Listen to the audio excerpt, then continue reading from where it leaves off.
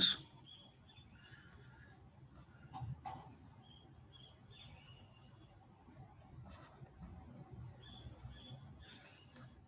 Bien de bien. Bueno.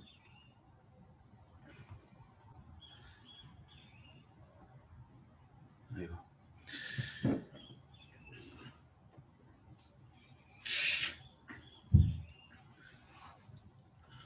¿Qué tiene? ¿Se está manejando por grupo de WhatsApp o algo así, no? ¿Tienen algún grupo medio masivo? Ahí va. Varios. Bien.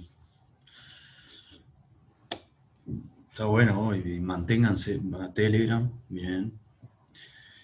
Manténganse en contacto lo más posible, porque así es como es la forma de hacer más eficiente todo esto, ¿no? Y más llevadero también, porque estos prácticos largos, hacerlo por uno mismo nomás, es medio un embole. Está bueno que compartan lo más posible, digamos.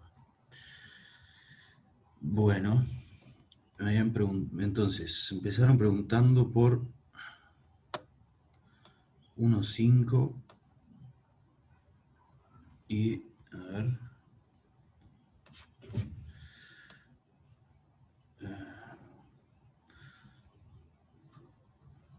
el 1.7 lo hicimos la vez pasada, lo hicimos el martes.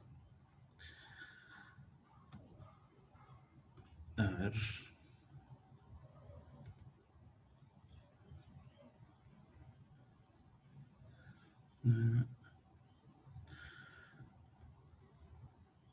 Las notas del martes están subidas en la página. Ahí está. Lo hicimos con lujo de detalle, el 1.7. Estoy mirando el 1.5 y es. O sea, ¿quién preguntaba por el 1.5?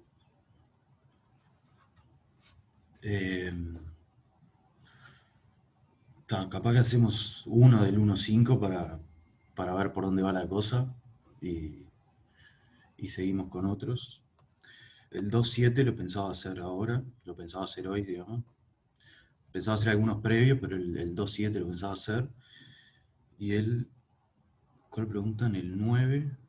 ¿Cuál sería el 9?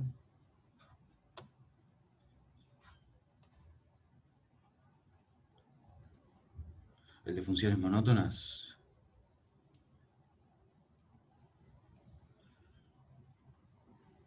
Está, sí, vamos a ver. El 9 no prometo que lleguemos porque había algunos que me interesaba hacer puntualmente antes. Entonces vamos a arrancar. Vamos a hacer algo del 1.5 para dar una idea por dónde va, pero es como bastante. No tiene nada muy sofisticado. Entonces.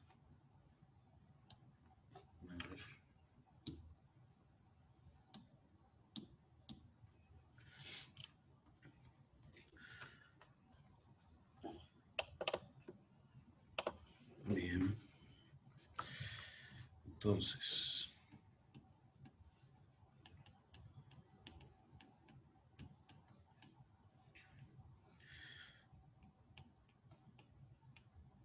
El 1.5 dan el 2.7 lo hizo Miquel ayer y estaba grabada la clase, estaba buenísimo. Eso es bueno. Entonces,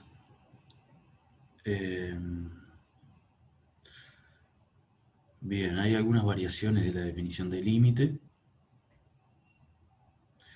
La primera es la que vimos, por la que se da en general por lo menos.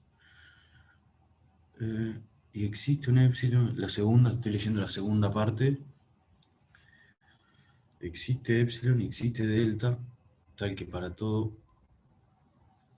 x en r con x menos p entre 0 y delta. Bien. Bueno, ¿están viendo el 1.5 ahí? ¿Lo están mirando?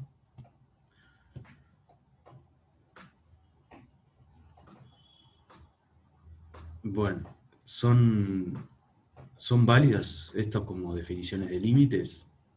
¿Son correctas? ¿Son equivalentes a la definición de límite? No. Efectivamente, eh, si no me equivoco, la primera, la definición de límite, pero las otras tres no corren. Bueno, entonces la idea es convencerse de por qué. Entonces vamos a ver a modo de ejemplo la parte B,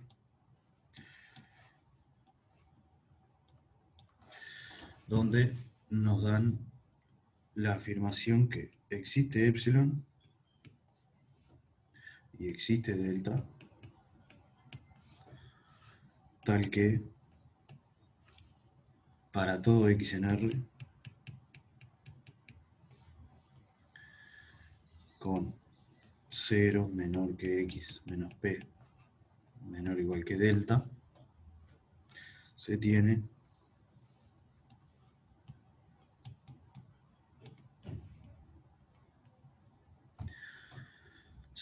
que f de x menos L es menor o igual que epsilon. Entonces, ¿por qué no es la definición de límite esto? Por esto. Mejor dicho, por esto. ¿No? La definición de límite es esencialmente eso, pero con un para todo epsilon existe delta. Entonces,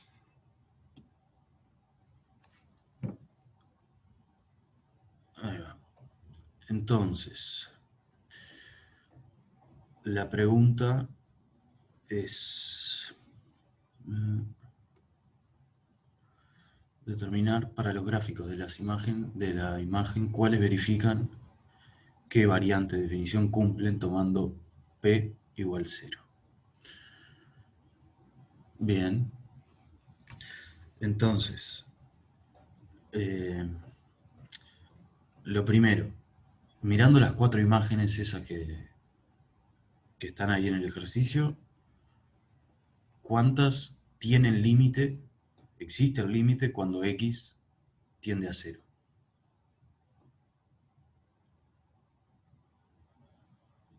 Las 3, ahí va. La de arriba a la derecha, que es algo así, va a ser la única que nos importe para ver que ahora van a ver. Entonces, esto, una función así,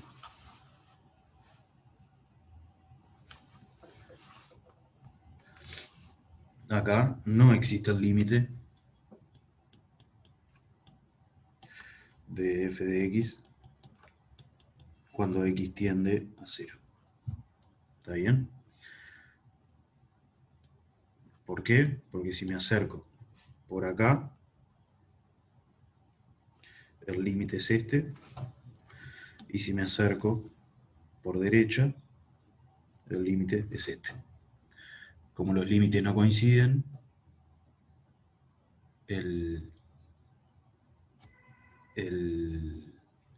como los límites laterales no coinciden, el límite decimos que no existe.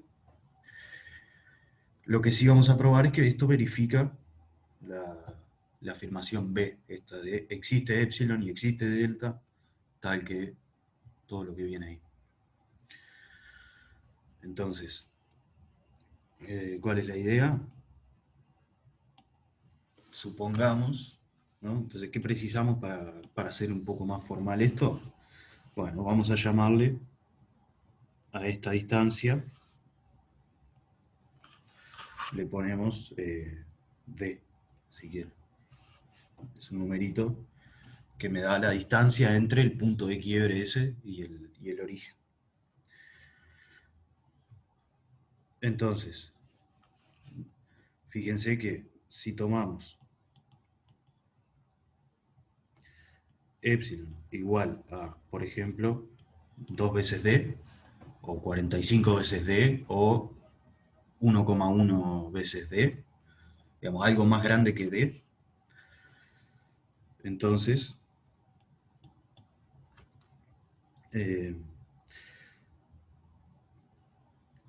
Si, por ejemplo,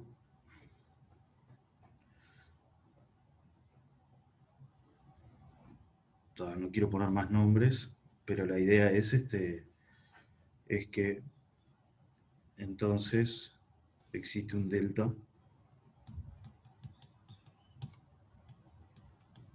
tal que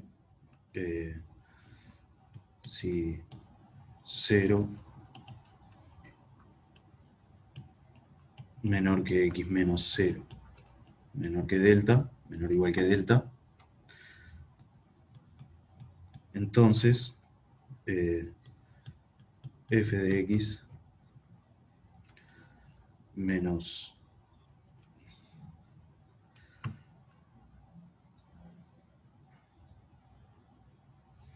por ejemplo, f de x menos 0 es menor que epsilon, porque tomamos un epsilon demasiado grande, básicamente. Entonces, entonces ¿qué es lo que... A ver. Entonces, esto es exactamente la afirmación B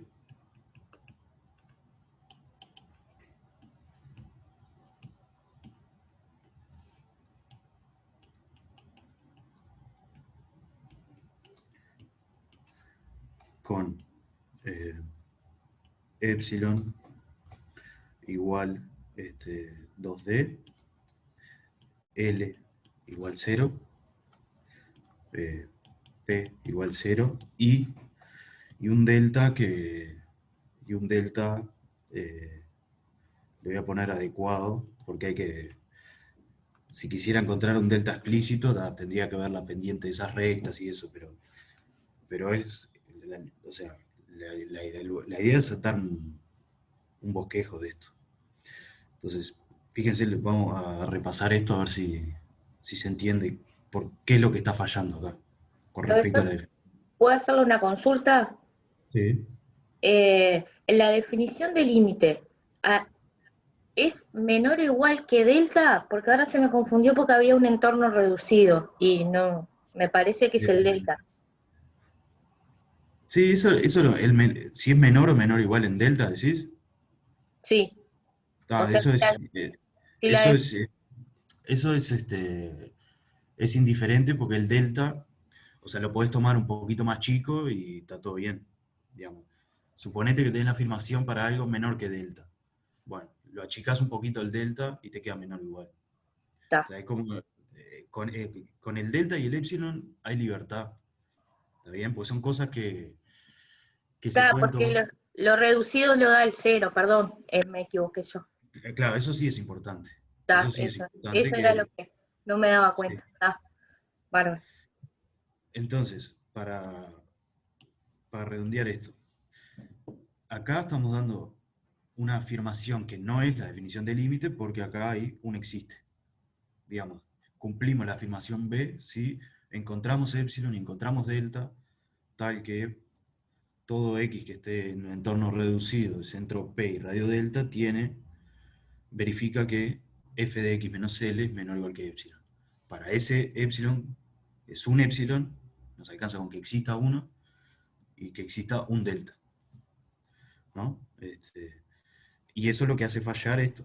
O sea, si es por esta definición, si la definición de límite fuera esta función tiene límite en cero. ¿Por qué? Porque, bueno, llamamos D a esa distancia que está en violeta, en la discontinuidad, digamos, ahora que estamos hablando de funciones continuas. Agarramos algo más grande que eso, y bueno, y si agarramos un delta bien pequeñito acá, en la, capaz que voy a hacer otro dibujo para no enchastrar más pero la idea es, agarramos epsilon igual a algo más grande que D, que ese D que está ahí en el dibujo. Bueno, ¿cómo tiene que ser el delta? Y vamos a hacerlo con un dibujito y después si dan rectas explícitas, pueden calcular los deltas explícitos. Entonces, la idea era así. Entonces, acá yo me tomé un epsilon muy grande. Mucho más grande que D. Entonces, epsilon. Pero encontré una, y eso me alcanza para esta afirmación. Entonces, ¿cuál va a ser mi delta? Y bueno, miro una cajita acá.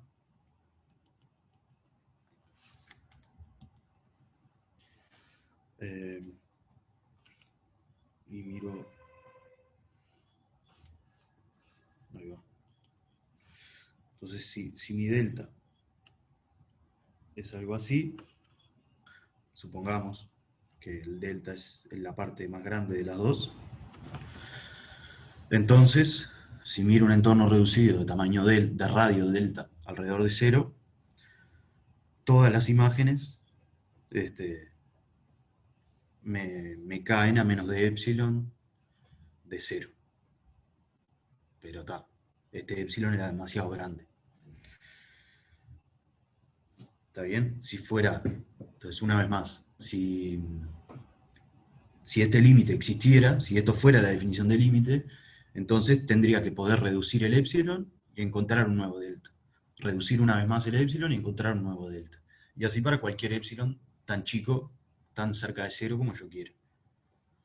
Entonces no es suficiente que encontrar un epsilon donde pase esto.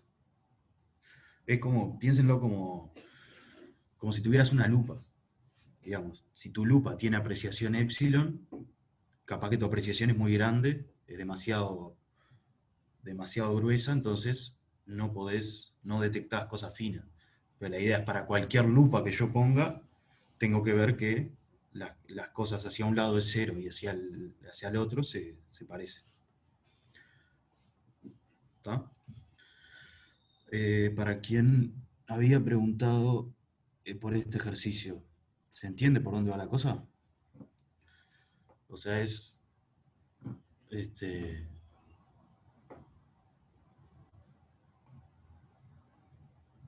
¿quién había preguntado por este? Bien. Y bueno, y con las otras dos afirmaciones puedes hacer lo mismo con cualquiera de las cuatro funciones.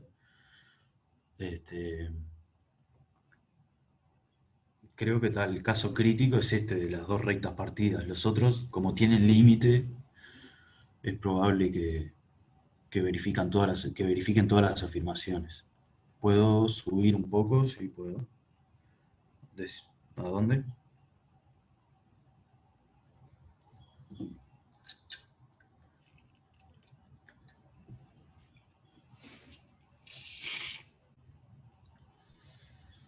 Bueno. Entonces,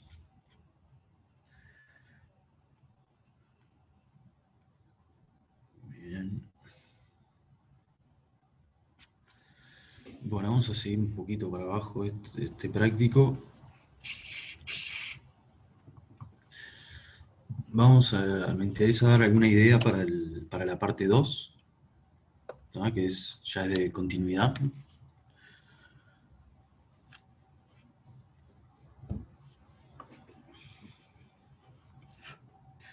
Entonces, bien. Entonces, de la parte 2 a bajar un poco, ¿a dónde? No sé qué querías mirar, Braulio.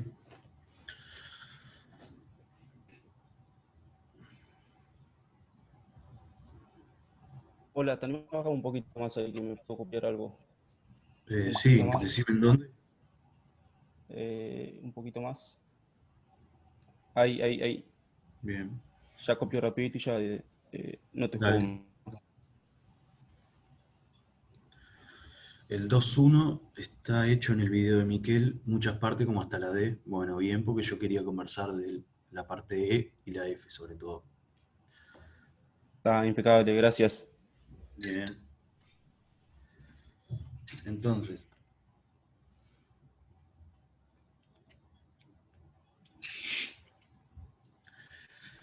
entonces,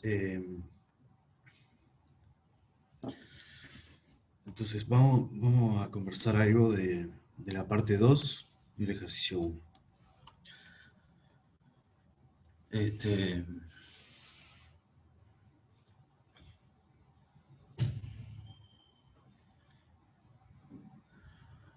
bien. Vamos a hablar de...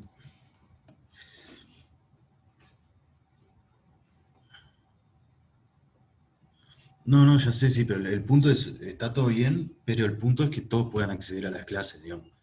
Si vamos a saltear un ejercicio porque lo hizo otro docente y está grabado, si todo el mundo puede acceder a los videos, todo bien. Si no, es un poco injusto. Entonces, pero es dar una idea que les permita, digamos, ver por dónde va la cosa para que le puedan entrar al resto. Pero está, como siempre, lo que nos da el tiempo de hacer es nada comparado contra todo lo que hay que hacer. Entonces, vamos a empezar vamos a hablar algo de la parte D, donde la función hace lo siguiente. Habíamos trabajado con esta función hace un par de prácticos, me parece, y si no era esta, era muy parecida, pero f a los reales positivos le calcula x menos parte entera de x.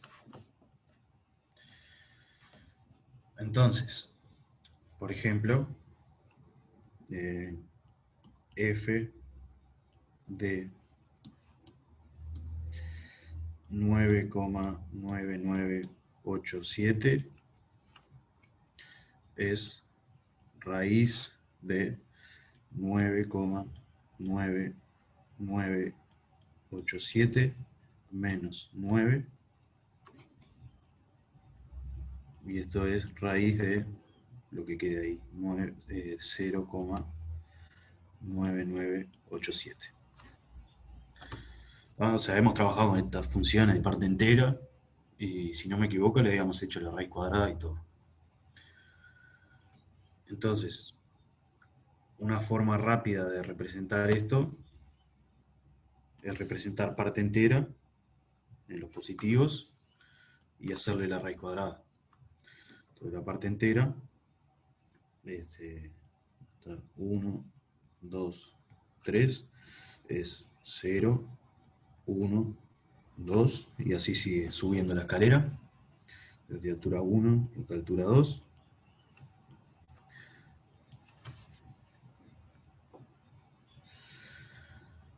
Entonces, esto es y igual parte entera de x.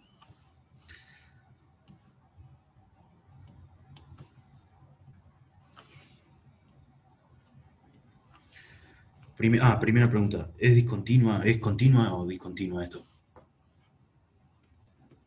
Parte entera. Discontinua. ¿Tiene puntos donde la función es continua? O sea, ¿cuál es la cosa? Una función es continua si es continua en todos los puntos. ¿Tá? Entonces, si hay un punto donde no es continua, ahí la función ya no es continua en su globalidad. Sin embargo, eso capaz que no ayuda. Sin embargo, si agarran cualquier punto en estos intervalos, la función es reparecida en los entornos. El problema son los enteros, justamente. Cuando pega los saltos, a la derecha tenés una cosa, a la izquierda tenés otra. Es discontinua de salto finito. Sí. Bueno, bien. ¿Qué pasa con x menos parte entera de x? Esto lo habíamos visto también. Entonces, x menos parte entera de x era una cosa así. Ahora se mueve entre 0 y 1. Y era una cosa así.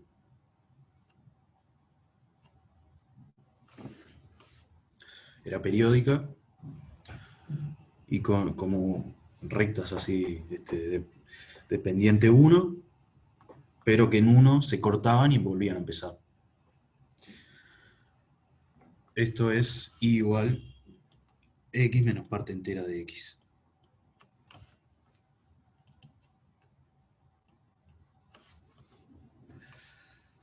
Una vez más, tenemos la misma situación. Si tengo un punto interior, un punto que no es entero, la función a los costados se parece. O sea, esto es re continuo en los puntos que no son enteros. El problema está en los saltos, ¿no? Cada vez que me acerco a un entero, a la izquierda tengo una cosa, a la derecha tengo otra. Así que en los enteros esto no es continuo. Y la función que nos interesa es a esta última de x menos parte entera de x, hacerle raíz cuadrada. ¿Qué es lo que hace raíz cuadrada entre 0 y 1? Te lo tuerce un poco. Te sigue quedando entre 0 y 1. Y ahora, solo que ahora ya no son rectas, sino que hacen algo así.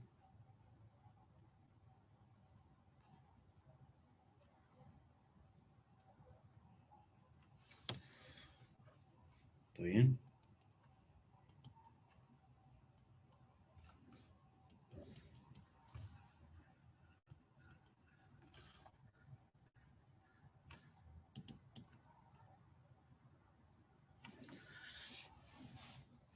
Bueno, la función que nos interesa entonces, raíz, esto es y igual raíz de x menos parte entera de x. Y esta función, ¿qué pinta? Continua, discontinua.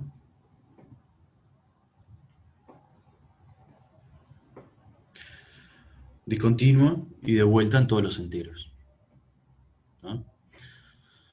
Entonces, esencialmente estamos arrastrando la misma discontinuidad que tenía la parte entera.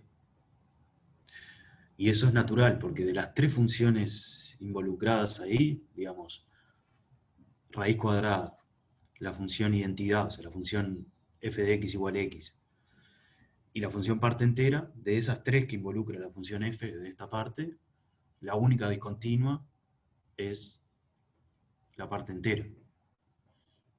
Es discontinua en todos los enteros, y esa discontinuidad la arrastramos cuando empezamos a componer cosas de estas.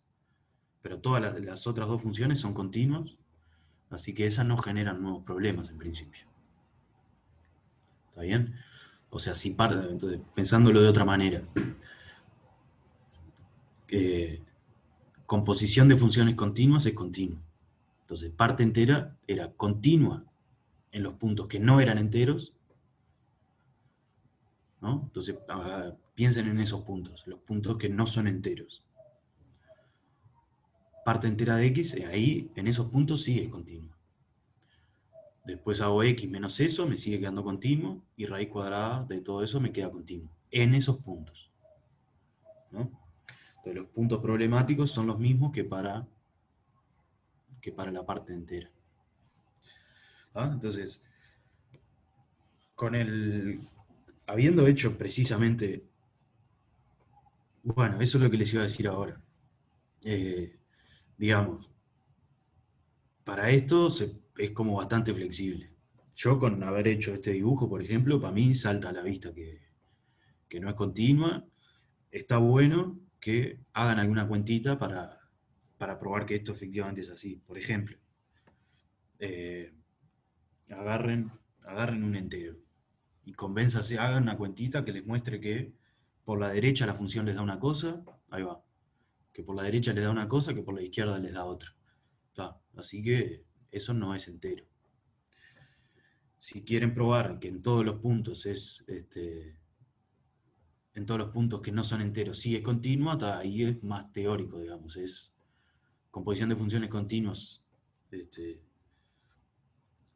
Digamos, el razonamiento sería, si quieren hacer, vamos a anotar los pasos que serían para una prueba formal de esto. De vuelta, esto para mí es suficiente ya. Pero si quisieran convencerse, más todavía. Entonces, para una prueba formal,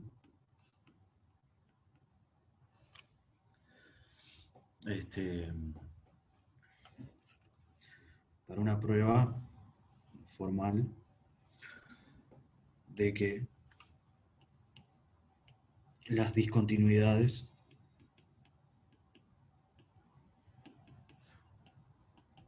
están solo en los enteros. Entonces, ¿cómo se podría probar esto? Bueno, uno, hay que probar que en los enteros es discontinua y que en todo el resto no. Entonces, si n están los naturales, se puede ver que el límite, cuando x tiende a n más de f de x, es distinto del límite cuando x tiende a n menos de f de x. Esto nos dice, no existe el límite de f de x en los enteros. Bien. Y después lo otro, para probar que fuera de esto no hay, bueno, es como podemos usar algo teórico que es si f es continuo. Vamos a cambiar de nombre para no. Vamos a escribirlo así, como una proposición. Si G es continua, si G es continua en X y H es continua en G de X, entonces H compuesta G es continua en X. ¿No? El dibujito de siempre. Tengo X acá. Por acá vengo por G y por acá vengo por H. Acá estoy en G de X. Bueno, si la función G es continua alrededor de X,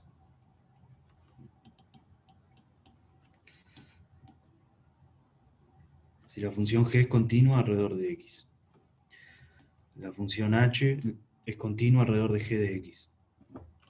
Bueno, entonces, cuando miro H compuesta G, me queda continua alrededor de X.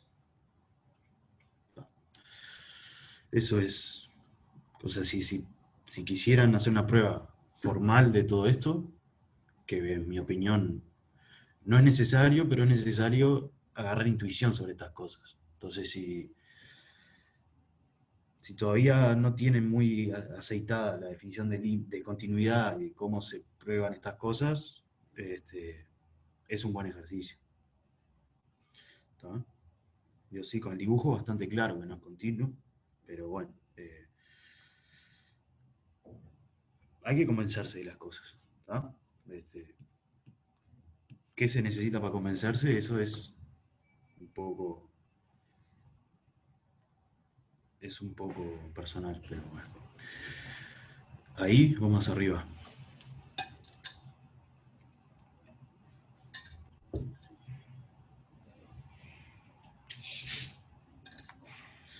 Entonces, supongan que un poco más arriba.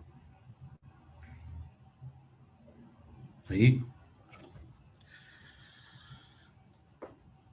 Bueno. Entonces supongan que prueban esa proposición de que composición de continuas es continua. Y bueno, entonces en este ejercicio correspondería decir, agarro raíz cuadrada, que es algo continuo en todo su dominio. La función que a X le asocia a X es continuo en todos los puntos. Y parte entera de X es continua en algunos puntos. Así que para esos puntos de continuidad de parte entera, F va a ser continua. La F global, la composición de todas esas cosas, va a ser continua en esos puntos. ¿Va?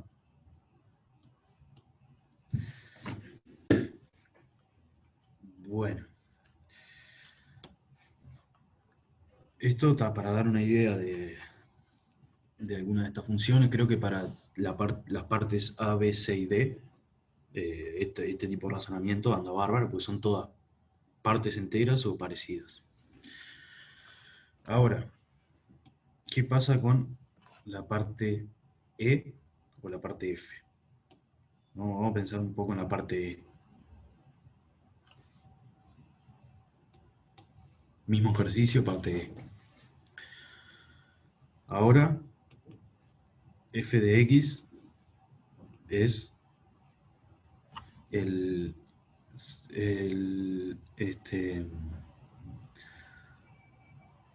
sí, ahora vemos algo del 2,4. F de X es el primer dígito de la expansión decimal.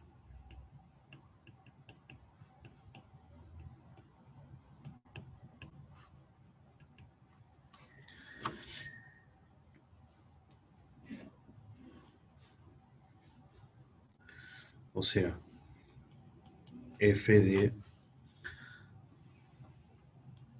a ver, es el primer número del desarrollo decimal de X. Está bien, yo lo había pensado entre 0 y 1 nomás, pero bien. Está. ¿Qué les parece esto? ¿De continuo o no continuo? Por ejemplo, F de 10 es 1, F de 0,99 es 0,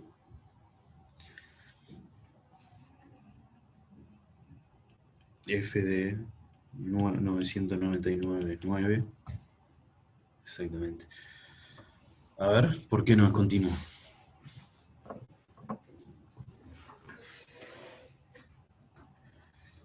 Razones por las que no. De 10 a 11 salta. Claro, pero 10 y 11 están lejos, ¿no? Están a distancia 1. Ahí hay algo. Va por ahí la cosa, sí.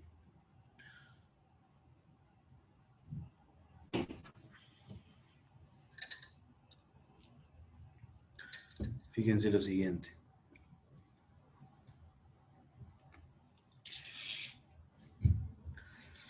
¿Cuánto vale F de 0,9999 y 45 nueves, así? ¿Esto vale? ¿Cuánto? 0, gracias.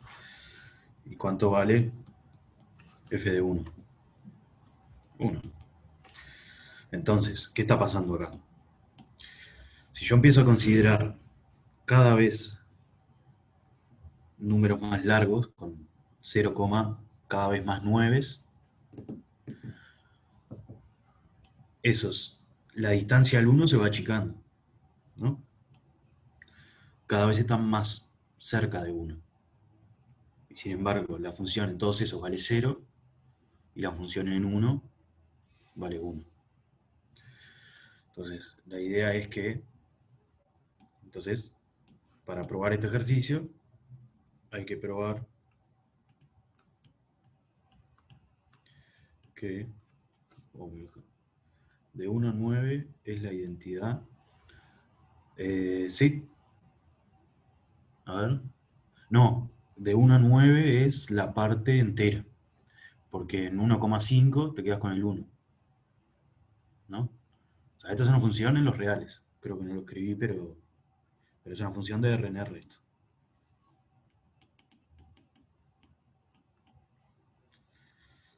Es parte entera. En el intervalo 0, 10, creo. Entonces, mejor dicho, se puede probar.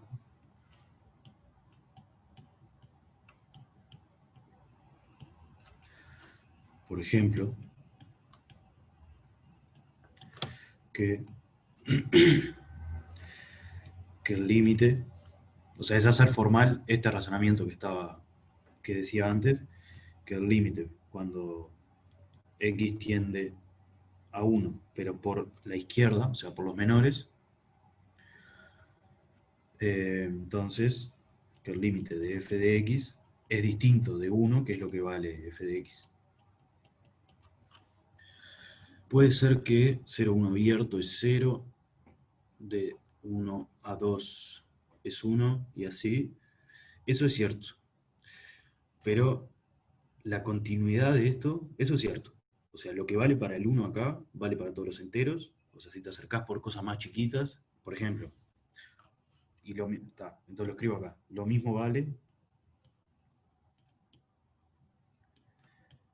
para, eh, para todos los enteros.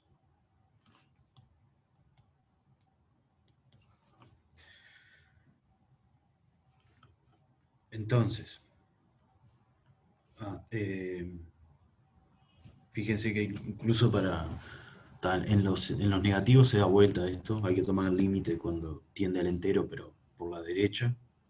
Pero todo eso si quieren hacer las cuentas, se van a dar cuenta ahí. Valga la redundancia. Pero, pero algo que es mucho más delicado que esto la continuidad es mucho más delicada que esto. Porque, a ver, déjenme pensar un segundo.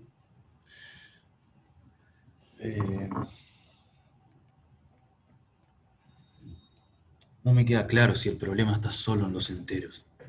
Porque estoy pensando lo siguiente. El 1, no, entonces vamos a seguir con la idea del 0,9. ¿Ahí o más arriba?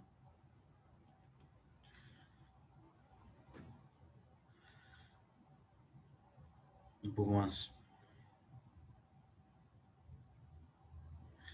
Si agarro un epsilon menor que 1, para x igual 1, mi epsilon no agarra la parte de abajo de la función. Si me agarro un epsilon menor que 1, para x igual 1, mi epsilon no agarra la parte de abajo de la función. Exactamente, eso mismo. Cualquier epsilon menor que 1, los enteros te los pudre. Ahora, lo que estoy tratando de pensar y no me termino de dar cuenta es si son los únicos problemas. Pues lo que está de fondo es lo siguiente. ¿Sabían que, a ver si esto lo vieron alguna vez?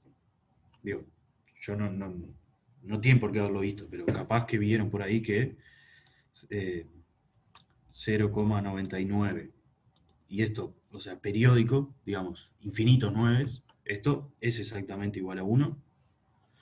¿Vieron esto alguna vez? ¿No? ¿Alguien nunca lo vio? Es una cuenta que está linda.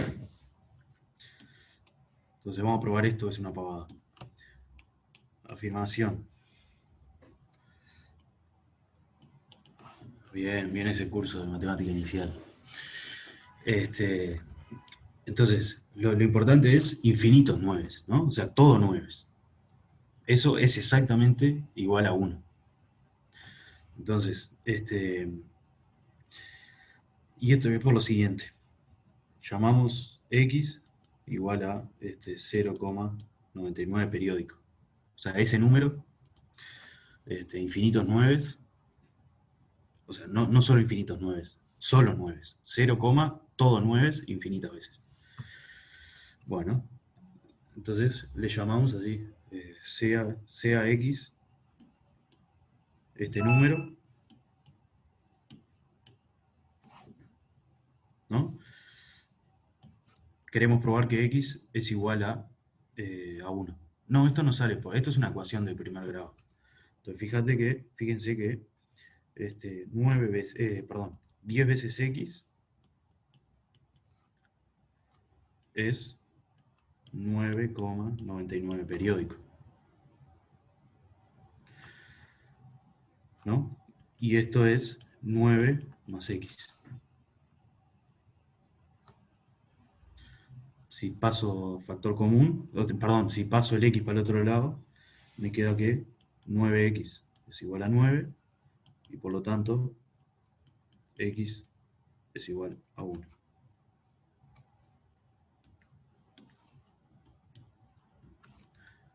Lo definimos como 0,99 periódico y probamos que es exactamente 1, con una ecuación de primer grado.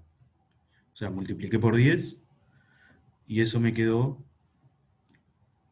me quedó 9 más x. Entonces son exactamente iguales. ¿Vieron? Entonces, sí, yo también. Yo pensé que había algo mal en todo esto. Entonces,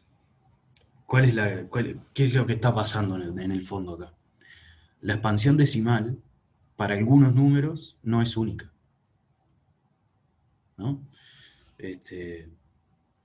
Entonces, ¿cuál es ¿de dónde salió el 9x? Porque pasé este x, lo pasé para acá restando.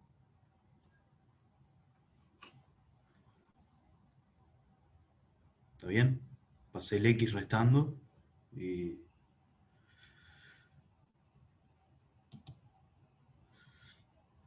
Esto es posta, no les estoy robando la plata acá, esto es cierto. Matemáticamente es cierto. Entonces, ¿qué es lo que está pasando? Que para algunos números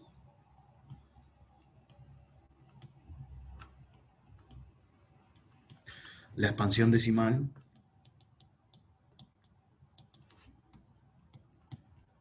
no es única.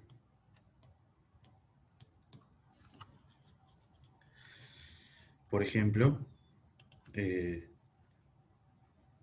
1 se expresa como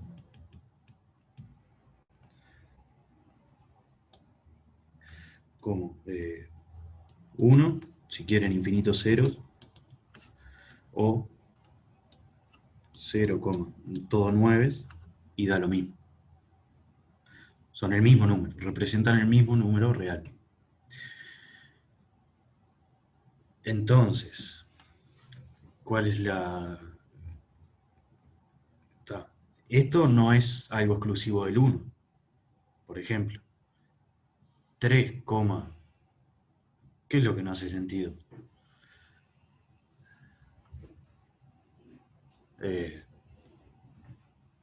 No es tan intuitivo, pero digamos, es algo súper profundo sobre los números. O sea, hay teoría muy heavy atrás de estas cosas para comprender estos fenómenos. Digo, esto es una cuentita que dio así nomás, pero digamos, cómo se distribuyen los números,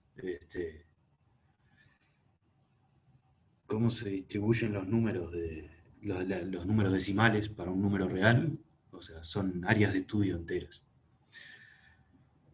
¿Hipocresía de qué? No, ¿por qué?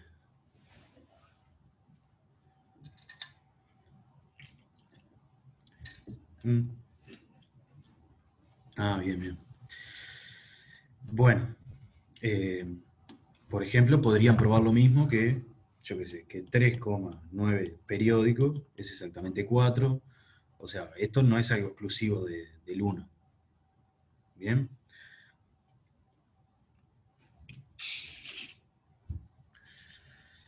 Entonces, ¿a qué iba con todo esto? A que las funciones que usan la expansión decimal de un número, hay altas chances de que no sean continuas. ¿Por qué? Porque, eh, como vimos hoy, digamos, traten de hacer algún ejemplo más con esto, por ejemplo. Ejercicio. n un natural, y a probar que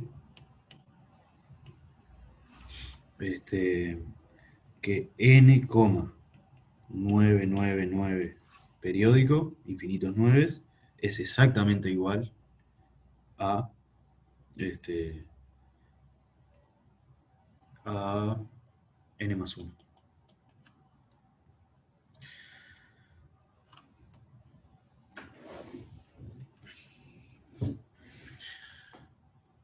Ahora, no son los únicos.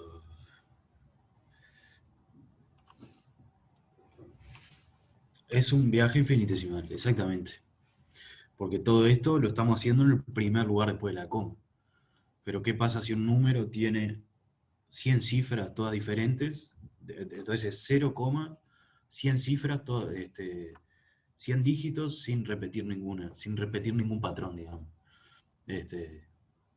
Yo qué sé, 0, 1, 2, 3, 4, 1, 2, 3, 4, 1, 2, 1, 3, no sé qué, 100 cifras, y después todos 5.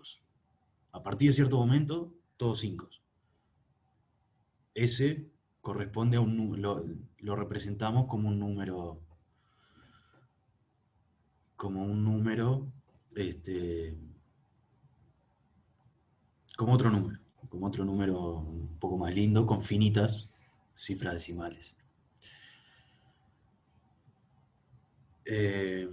Hay más jueguitos que se pueden hacer con esto.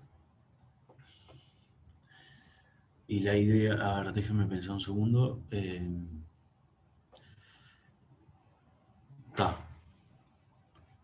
¿Saben cuáles son exactamente los que pasa esto? Son los racionales, son las fracciones. Para todas las fracciones podemos hacer algo como esto para los naturales. Lo que no sé... Está bien.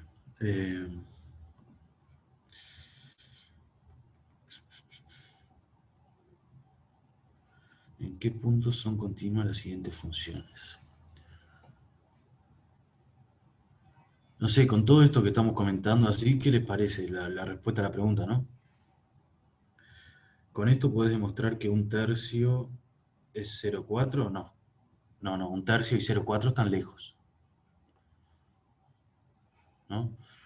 Un tercio es no, tampoco, porque ahí corriste un lugar más en la coma. O sea, ahí estás redondeando, digamos. A ver. Un tercio. ¿Qué pasa con ese, por ejemplo? 0, un tercio es 0,333 periódico, ¿no? Entonces, ¿qué pasa, por ejemplo? La idea es multiplicarlo. Entonces, vamos a hacer el mismo jueguito que antes. X igual 0,33 periódico. Entonces, 10x es 3,33 periódico. Esto es 10 por x. Esto implica que... Ah, bueno, y esto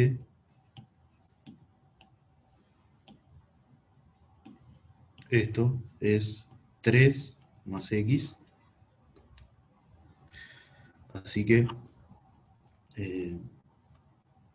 me queda que 9x es igual a 3, y esto implica que x es igual a un tercio. No, acá un tercio no tiene este problema. Acá un tercio no tiene este problema. El problema está con los 9, es cuando pegas la vuelta. ¿Está bien? Justamente, a ver, no sé cuál sería el caso más general así, pero está bueno, o sea, si les cuelga, piénsenlo un poco más a ver qué pueden decir. Hasta ahora, lo que llegamos a decir sobre la pregunta, ¿es continua el primer dígito de la expansión decimal?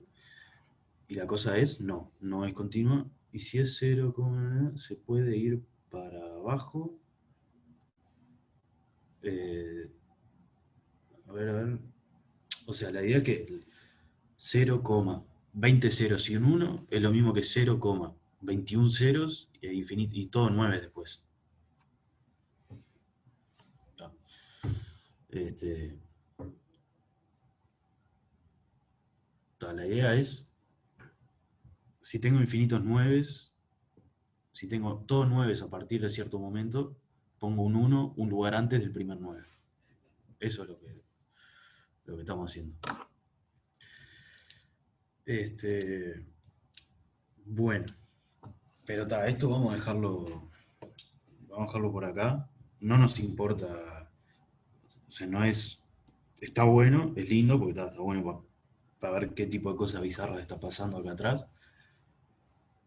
Pero digamos, a los efectos de la continuidad de esta función ya encontramos un montón de puntos donde no es continua. No sé qué opinan, pero para mí es bastante satisfactorio, si es para resolver el ejercicio. Bueno,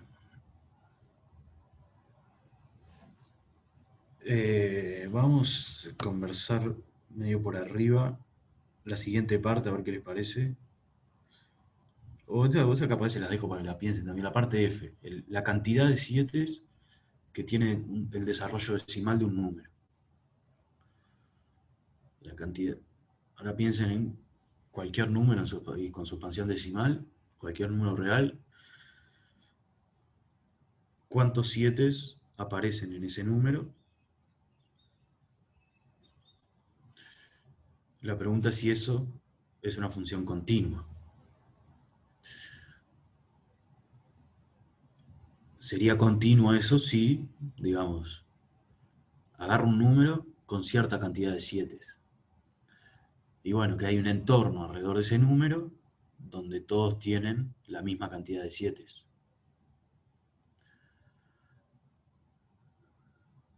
¿Es cierto eso o no es cierto?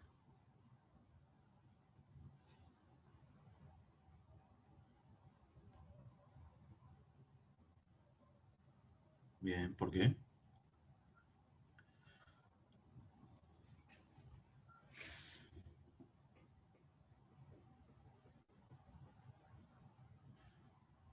Por ejemplo, entonces, para comentarios sobre la parte de F, perdón.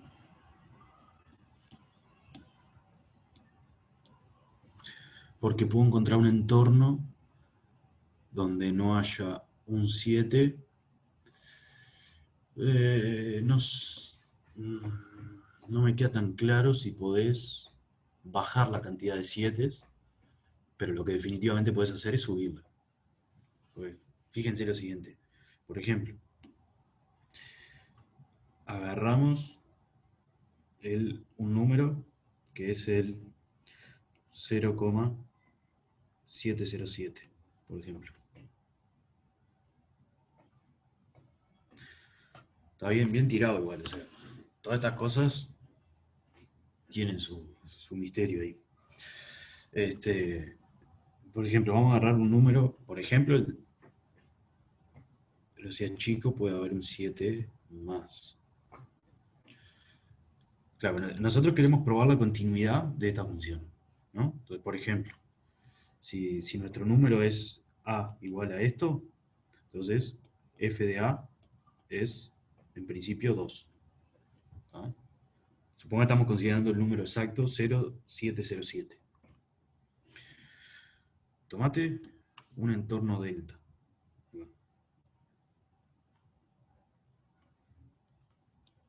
Este es a menos delta, a más delta. Y delta tan chico como quieras. Por ejemplo, ahí va, antes de tirar un delta genérico. Un número con Yo lo que digo es si a chico puedo tener 3 7 y no 2, no sería el mismo número. Ah, eso mismo.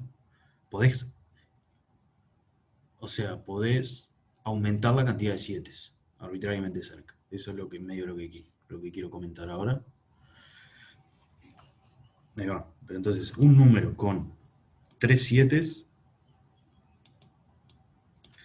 que esté a menos de, por ejemplo, 1/1000 de 0,707.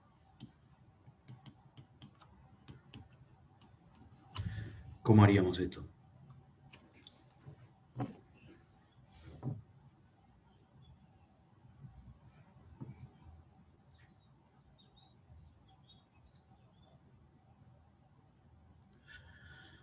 Eso, por ahí va la cosa, exactamente. Metemos la cantidad de ceros que precisemos y le metemos un 7 más, justamente. Entonces, este, ¿cómo sería la cosa? Esto son difíciles estas restas, pero 0, por ejemplo el que dice Maite ahí, 0,707, 0007. Vamos a calcularle la distancia al 0,707. Este que está acá es un poquitito más grande, ¿no? Así que está. Hacemos ese menos el primero. Y esto me da 0,0000007. ¿Estoy bien? Ahí va. Esto es menor que 1, 2, 3, 4, 5, 6. Si lo multiplico por 1.000.000, estoy en 0,7. Así que esto es menor que 1 sobre, creo que incluso 10 millones, pero pongámosle 1.000.000 por menos. Ahí. Sí, sí, las notas van para el EVA y alguien está grabando la clase, así que deberían poder acceder a esto. Entonces, no solo encontramos a distancia 1/1000, sino que 1/1.000.000 directamente. Y así para cualquier delta que vos me des acá. Si vos me decís un delta, digo, ¿qué tan cerca querés el número? A menos de 1/1000.000.000. Bueno, si agarro el número, pongo suficientes ceros y empiezo a meter 7 después, tengo todos los que quiera. Ahí. Entonces esta función no es continua, definitivamente.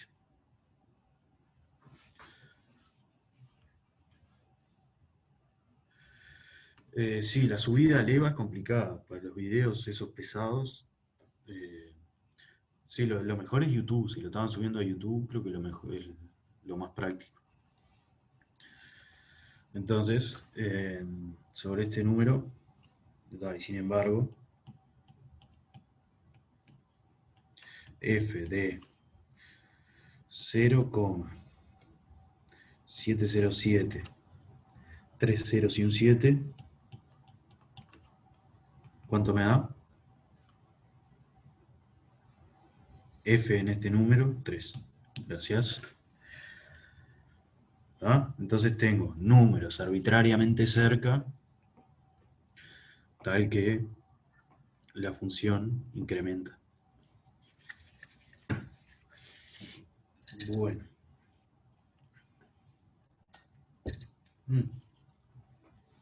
Porque f cuenta la cantidad de 7 en la expansión decimal. Esa era la f que estábamos mirando. Ah, no lo escribí explícito. Cuando arregle las notas pongo quién es f exactamente. Es la parte f del ejercicio que contás la cantidad de 7 que tiene la expansión decimal.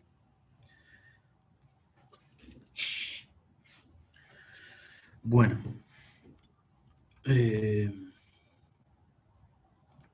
Entonces, ¿pudieron probar, por ejemplo, que toda función Lipschitz es continua?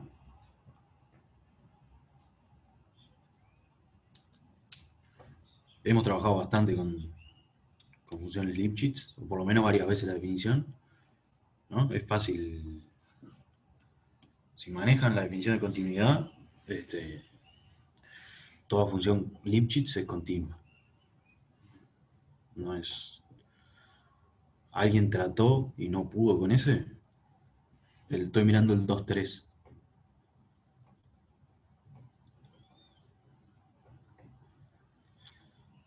Bueno, parte B, que la integral de una función es una función continua. Te perdiste con que...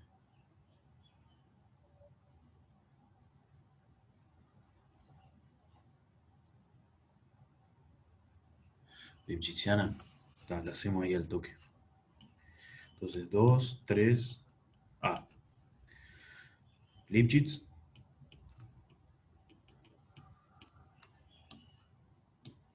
significa que, que f de x menos f de y en valor absoluto, o sea, la distancia entre f de x y f de y es menor o igual que cierta constante k. Entonces la definición de Lipschitz es: existe k positivo tal que para todos x y en el dominio de la función, f de x menos f de y es menor o igual que k por x menos y. Entonces la afirmación es: si f es Lipschitz, entonces f es continuo.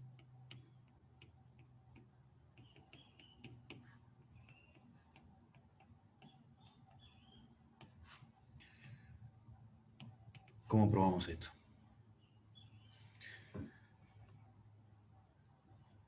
Ese lo hicimos la otra vez en una clase que di el lunes. Es útil, pero ese no sé si no está en el foro del del curso. Para probar que una función Lipschitz es integrable. Entonces, si f es Lipschitz, entonces es continuo. Bueno, entonces vamos a ver que es continua en x, en un x. Entonces sea x en el dominio de f. Queremos probar que es continua en x. Entonces, no, es que no es acotada. No, las funciones de Lipschitz no son acotadas. O sea, y igual x es Lipschitz, con constante k1, pero no. En un intervalo sí, eso sí. Entonces, agarramos un x en el dominio de f y queremos ver que es continua, que f es continua en x. Entonces, sea epsilon mayor a 0. Nos damos un margen ahí de error, cualquiera, ¿no? Eso es lo importante, lo veíamos hoy en la definición de límite. No me alcanza que haya uno, sino que tiene que ser para cualquier epsilon. Y tomamos, entonces tomamos delta menor que cualquier cosa que sea menor que epsilon sobre k.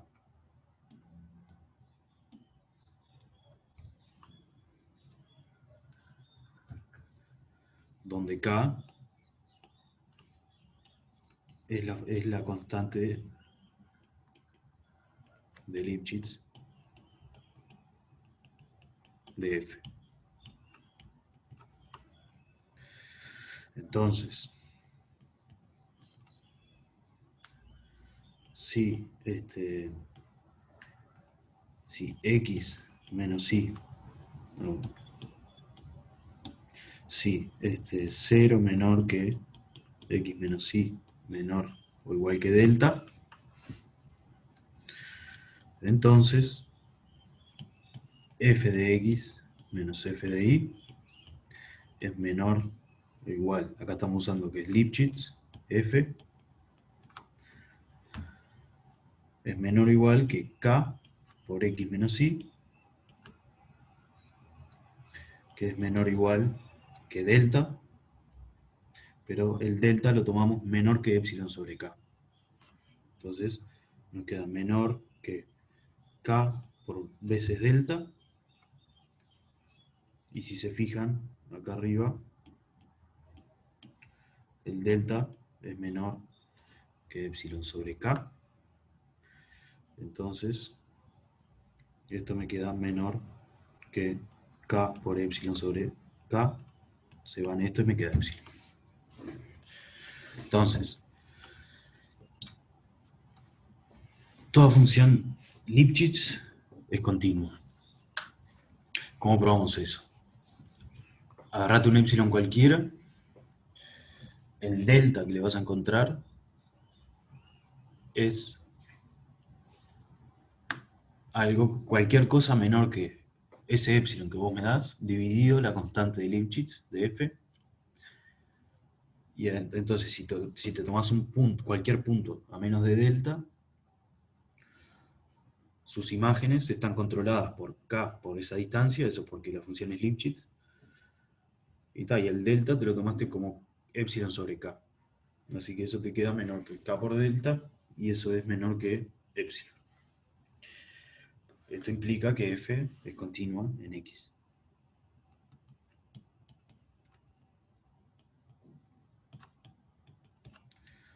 Y como, sí, ya subo. Entonces, como x era un punto, es un punto cualquiera,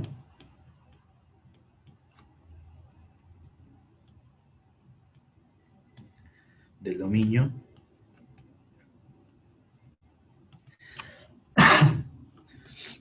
f es continua en todos los puntos.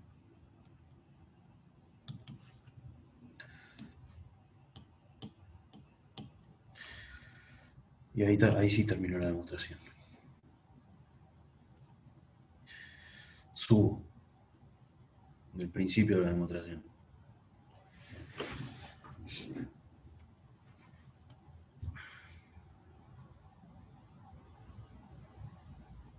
Acá dice dominio.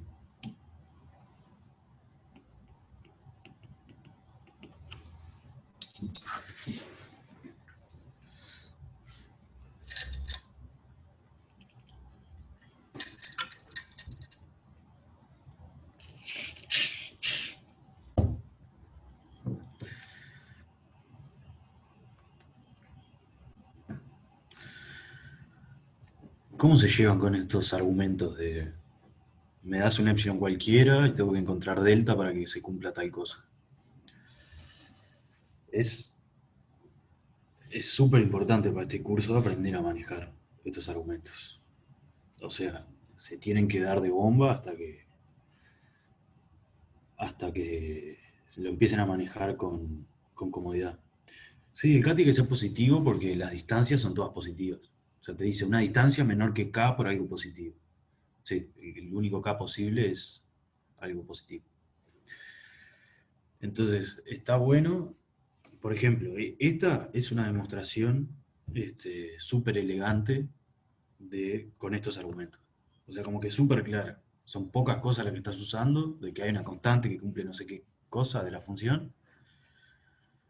Y entonces traten de asimilar bien. Esto es una buena prueba para eso, para asimilar esta forma de demostrar las cosas, que es bien clásica de cálculo. Porque no es para meterles miedo, pero los epsilon y delta van a empezar a aparecer en contextos bastante más rebuscados que la continuidad. ¿Tá? Entonces, eso, dense de bomba con esto hasta que lo vayan asimilando. No es trivial, o sea, son cosas que para el parcial te piden alguna demostración con el epsilon, depende cómo sea el parcial, que no hay nada definido todavía.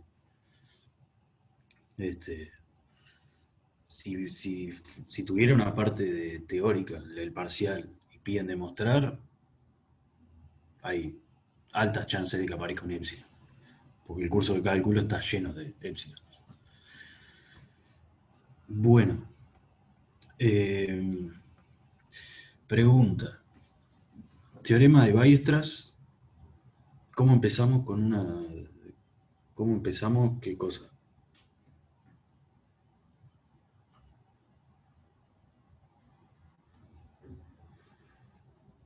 A hacer la demostración, depende de lo que quieras demostrar. Ese es el punto. O sea, las demostraciones no son algo rutinario de decir, eh, copio esto y me sirve para todos los teoremas. Justamente la idea es, este, la idea es que vos tenés una hipótesis, una tesis, y te las tenés que ingeniar para hacer el camino que te lleva de la hipótesis a la tesis. Pero eso depende totalmente de lo que quieras probar. Yo qué sé, esto de épsilon y deltas es algo típico de esto de cálculo y el área más general que se llama análisis, digamos. Como el cálculo cuando se va haciendo más y más abstracto, se le empieza a llamar análisis. Eh, entonces, este, es como un estilo de demostración bien clásico del área, pero después si estás probando cosas sobre los números naturales, este, si estás probando cosas sobre los números naturales, la inducción completa es un método clásico para probar cosas ahí, pero no son las únicas formas de demostrar, ni mucho menos. ¿Está bien? El teorema de Weierstrass. Me interesa porque ahí no lo precisamos para la siguiente parte de este ejercicio, para el 2.3b, pero lo vamos a ver, si no estaba para las clases de esta semana, va a ser para la de la siguiente. Entonces, y nos va a ayudar para este ejercicio. Igual les cuento esa prueba con el teorema de Weierstrass y otra que no la uso, pero es lo mismo, básicamente. Este ejercicio, el 2.3b. Entonces sabemos que f de R en R es integrable y tenemos que probar que la función f grande de R en R dada por f de x igual a la integral entre 0 y x de f chiquita,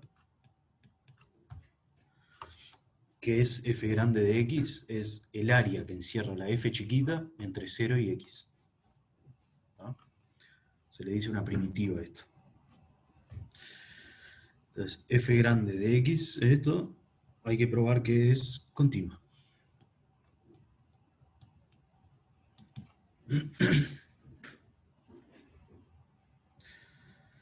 Entonces, ¿cómo empezamos esta demostración?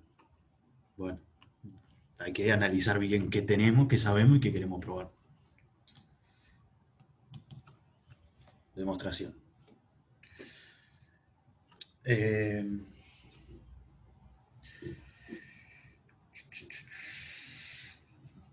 Déjame pensar un segundo.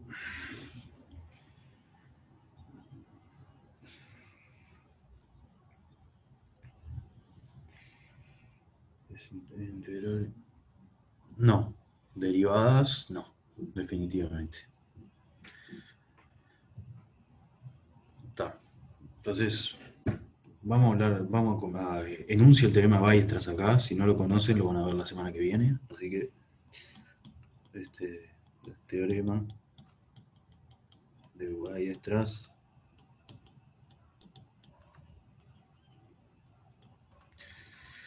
Y te dice que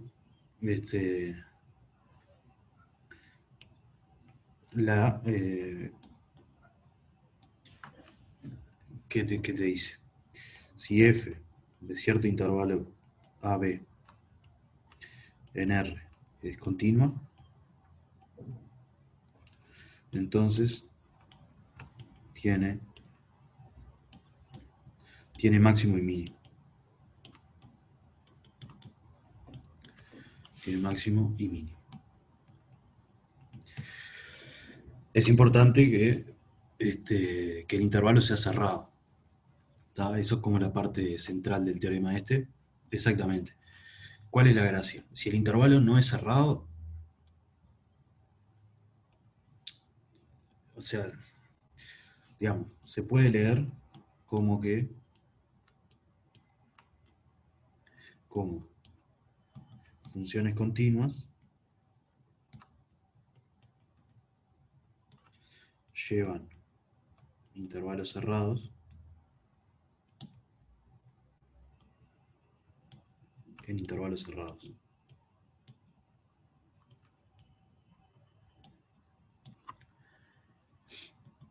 ¿Está bien? O sea, si agarras la imagen de un intervalo cerrado por una función continua, es un intervalo cerrado. Pero lo que nos importa es que tiene máximo y mínimo. O sea, que los bordes se alcanzan. Hay un punto que agarra el máximo. Esto es reintuitivo en realidad, pero la prueba requiere algún argumentito ahí. Por ejemplo, una función continua es algo así. Vamos a no hacerle el máximo acá en el borde. Acá estoy entre A y B. ¿Qué me da la imagen de este intervalo por la función? Miro el punto más alto, miro el punto más chico. Esto es f del intervalo AB. ¿Qué me dice esto? Que estos bordes se alcanzan. Hay alguien acá, hay alguien en el dominio, en este caso, por ejemplo, estos puntos y estos puntos, que alcanzan el máximo y el mínimo. ¿Tá? Es algo súper intuitivo. El teorema de Weierstrass es lo que te da la garantía, digamos, de que esto pasa siempre. O de que nuestra intuición es correcta, digamos. Entonces, esto es un teorema uno de los teoremas de continuidad que, como les decía, si no era para esta semana, queda para la que viene. Pero lo que me importa, entonces, nosotros teníamos que probar esto. Que una función continua es integrable. Perdón, que una función continua, una función integrable, la integral esa hasta x es continua. Esto, si no lo vieron, esto viene próximamente.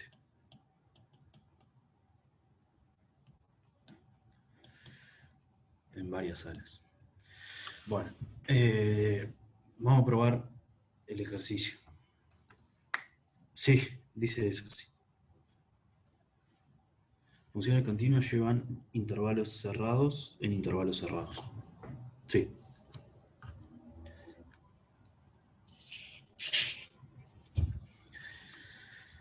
Lo único que nos va a importar acá es que podemos considerar un número que es el máximo.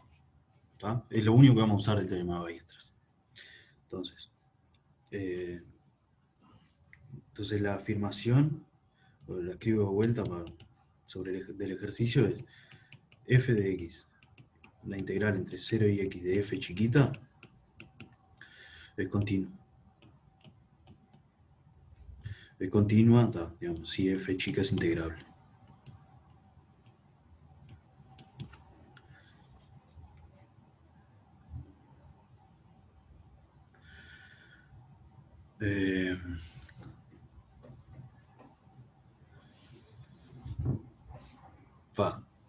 Acá la barré un cachito.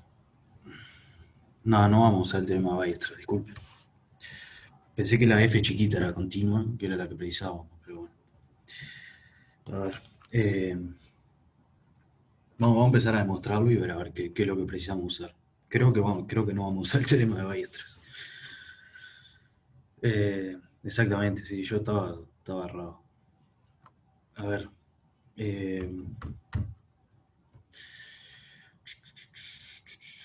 ¿Cómo hacemos la cosa?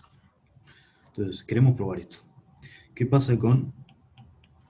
Entonces, agarramos cualquier punto, sea A, un número real. Queremos probar que la función f grande es continua en A.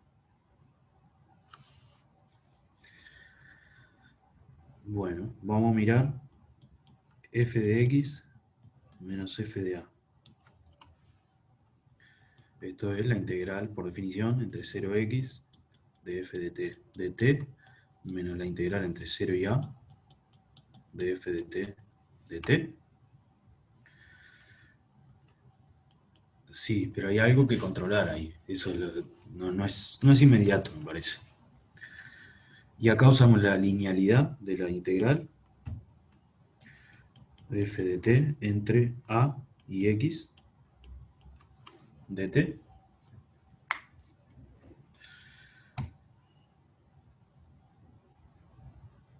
Y ahora,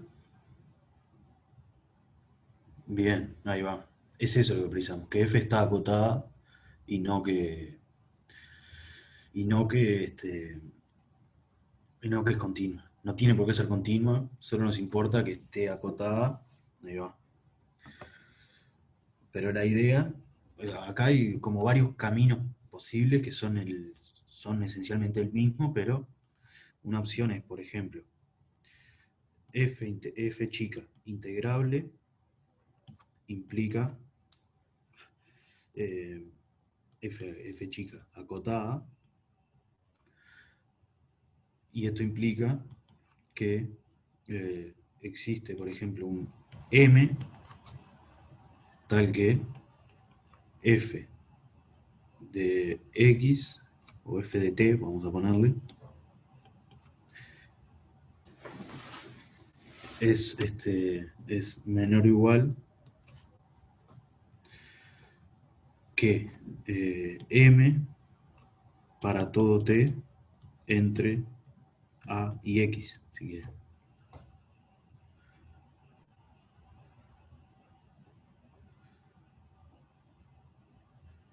Podemos usar esto, por ejemplo.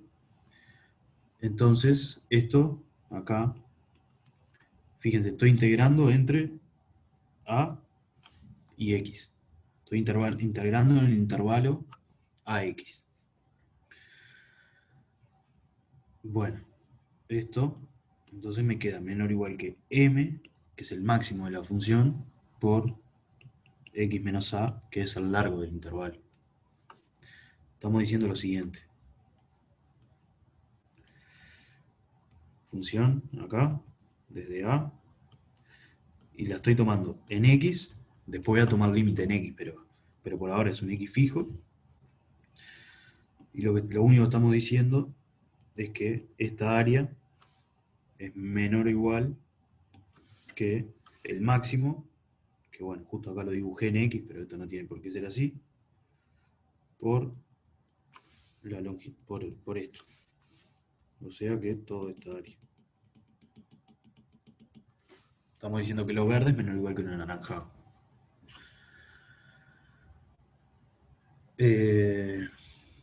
Bien.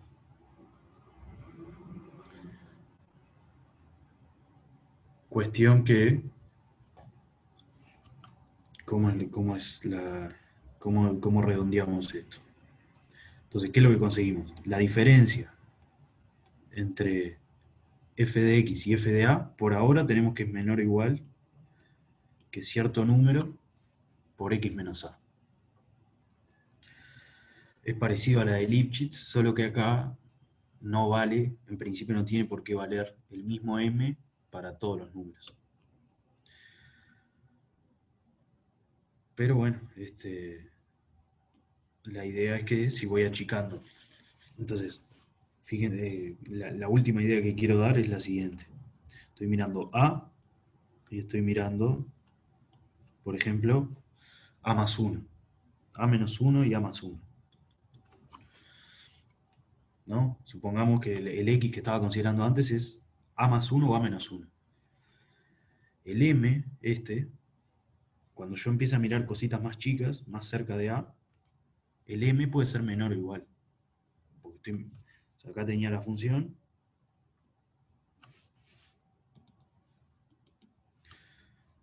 Que ni siquiera tiene que ser continua, eso es otra cosa que hemos dicho, pero capaz que no es continua, pero lo que sabemos es que es integrable. Entonces, por ejemplo, la función puede ser así. La función no es continua, pero es integrable. Bueno, el m, para todo este intervalo, el m lo estamos tomando acá. Esta altura es m.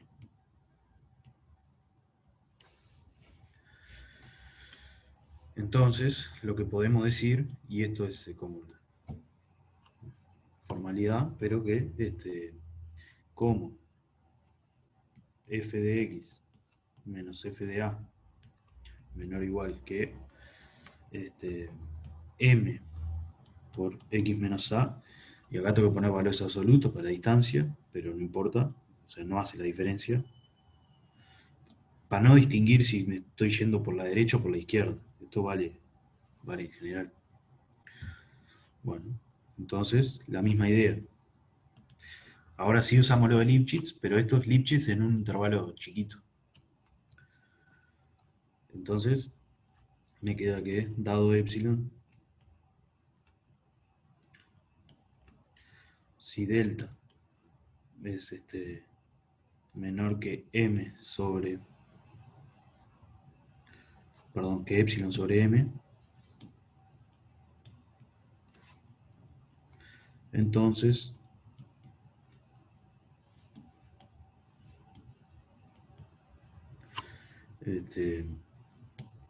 f grande de x menos f chica, menos f grande de a es menor o igual que es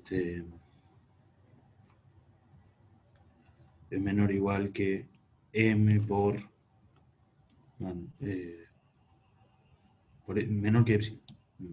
Es menor que m por epsilon sobre m, que es epsilon. Si x menos a es menor que delta. Y esto completa la prueba, ¿no? Quedó medio apurado ahí al final, pero él, como que la parte sutil de esto es llevarla a una condición de Lipschitz, pero sobre un intervalo chiquito. O sea, esta función no tiene por qué ser Lipschitz en todos los reales. Pero da. Una demostración es lo mismo que un contraejemplo. Un contraejemplo es una demostración de que algo es falso. No son equivalentes porque o sea, esto no es un contraejemplo.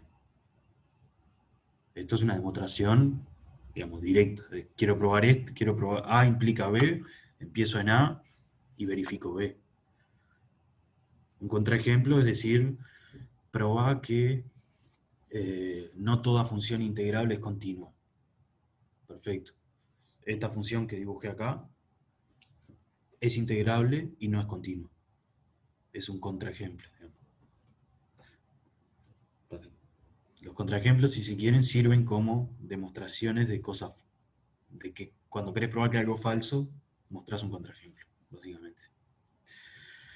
Bueno, entonces, idea de este último ejercicio, lo llevo al caso Lipschitz en algún intervalito alrededor de A, y ahí repito la demostración que habíamos hecho para Lipschitz. Fue lo mismo. Agarro epsilon, tomo un delta menor que epsilon sobre la constante de Lipschitz y verifica todo lo que queremos. La cuestión es, esto no es Lipschitz en todos los reales, sino que me tuve que armar el intervalito previo. Bueno, vamos a dejar por acá. Yo voy a prolijar. No me dio para llegar al 2.4. Con algo de suerte, capaz que lo podríamos ver la clase que viene, pero dudo que tengamos tiempo para volver cosas para atrás. Eso es lo malo de esto. Bueno, en fin. En prolijo estas notas ahora un poco, las reordeno un poco ahí y las subo al EO. ¿Está? Bueno, nos vemos el martes. Que quieran volver arriba. Buen fin de semana.